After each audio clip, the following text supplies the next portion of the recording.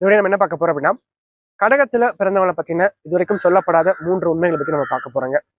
First விஷயம், உடன் பிறந்தவங்களால வஞ்சிக்கப்படக்கூடிய ராசினா அது கடக ராசிக்காரங்க தான்.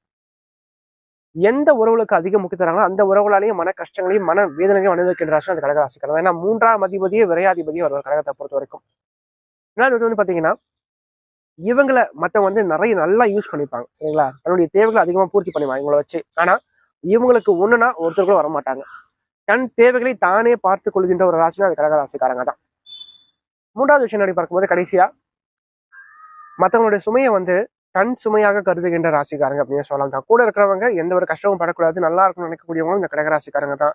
அதே மாதிரி தான் கூட இருக்கிறவங்களை உயர்த்தி, அதாவது வாழ்க்கையில வந்து தூக்கி விடக்கூடியவங்களும் இந்த கடகராசிக்காரங்க தான். ஸோ இந்த 3 விஷயங்களை எந்த விஷயம் இருக்குன்னு சொல்லிட்டு கீழே கமெண்ட் பாக்ஸ்ல கமெண்ட் பண்ணுங்க. நன்றி, வணக்கம்.